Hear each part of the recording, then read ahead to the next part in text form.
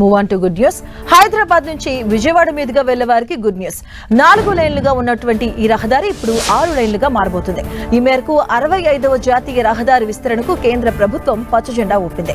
269 కిలోమీటర్లు ఉన్న మొత్తం రహదారిలో 229 కిలోమీటర్లను 4 వరుసల నుంచి 6 లైన్లకు విస్తరించేందుకు భూసేకరణకు నోటిఫికేషన్ విడుదల చేసింది.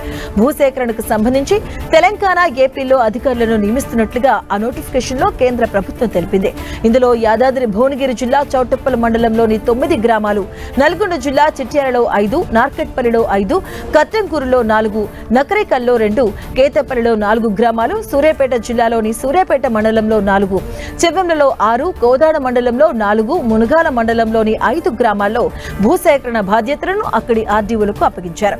ఇక ఏపీలోని ఎన్టీఆర్ జిల్లాలోని నందిగామ మండలంలో 4 గ్రామాలు, కంచికచర్లలో 4, జగ్గయ్యపేటలో 7, పెనుగంచిపురంలో 3, ఇబ్రహీంపట్నంలో 12, విజయవాడ రూరల్లో 1, విజయవాడ వెస్ట్ లో 2, విజయవాడ నార్త్ లోని 1 గ్రామంలో భూసేకరణ బాధ్యతలను అక్కడి జాయింట్ కలెక్టర్లకు అప్పగించారు.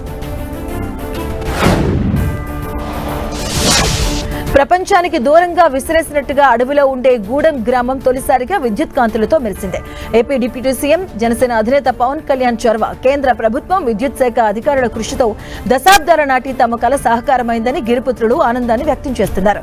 అల్లూరి సీతారామరాజు జిల్లా అనంతగిరి మండలం రోంపల్లి గ్రామ పంచాయతీ పరిధిలోని గూడెం గ్రామం మండల కేంద్రానికి 50 కిలోమీటర్ల దూరంలో 17 ఆవాసాలతో ఉంది.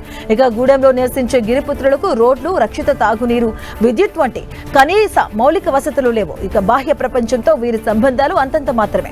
పగటి వేళల్లో ఉపాధి కోసం బయటికి వచ్చే ఈ గ్రామస్తులు రాత్రిళ్లు బిక్కుబిక్కుమంటూ కాలం వెళ్లదీసేవారు. ఇక 5 నెలల క్రితం ఉప ముఖ్యమంత్రి పవన్ కళ్యాణ్ కు తమ సమస్యలను విన్నవించుకున్నారు. దీంతో ఈ గ్రామానికి విద్యుత్ కనెక్షన్లు ఇవ్వాలని అధికారులను పవన్ ఆదేశించారు. 17 ఆవాసాల కోసం 9.6 కిలోమీటర్ల పొడవున అడవులు, కొండల్లో విద్యుత్ లైన్లు వేయాలని, ఇందుకోసం 80 లక్షలకు పైగా ఖర్చు అవుతుందని అధికారులు అంచనా వేశారు. కేంద్ర ఇంధన మంత్రిత్వ శాఖ పరిధిలోని నాన్ పీవీజీటీ పథకం ద్వారా విద్యుత్ కనెక్షన్లు ఇచ్చారు. ప్రత్యామ్నాయ చర్యల్లో భాగంగా సోలార్ ప్యానెల్స్ ను సైతం ఏర్పాటు చేసి ట్రాన్స్ఫార్మర్ కి అనుసంధానం చేశారు. పీఎం జన్మన్ పథకం కింద 10.22 లక్షలతో సోలార్, పవన విద్యుత్ తో కూడిన హైబ్రిడ్ విద్యుత్ ఉత్పత్తి కేంద్రాన్ని ఏర్పాటు చేశారు. గిరిజన గ్రామాల్లో మొట్టమొదటిసారిగా ఈ తరహా గ్రిడ్ వ్యవస్థను ఏర్పాటు చేశారు. ప్రభుత్వం ఒక్కో ఇంటికి 5 బల్బులు, 1 ఫ్యాన్ కూడా అందించింది. ఇక తమకు విద్యుత్ సౌకర్యం రావడంతో గూడెం ప్రజలు హర్షాతిరేకాలు వ్యక్తం చేశారు. తమ గ్రామంలో మొట్టమొదటిసారిగా విద్యుత్ వెలుగులు చూసి ఆనందంతో తబ్బిబ్బోయారు.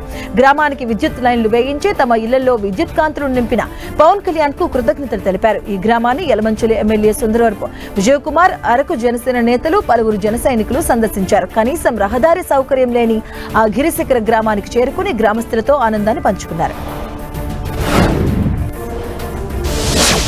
కార్తీక పౌర్ణమి సందర్భంగా ఉత్తరప్రదేశ్ లోని పవిత్ర కాశీ దీప కాంతుల్లో వెలిగిపోయింది. ఇక దేవ్ దీపావళి వేడుకలు అంబరాన్నంటాయి. ప్రధాని మోదీ సొంత నియోజకవర్గమైన కాశీ దీపాల వెలుగులతో దేదీప్యమానమైంది.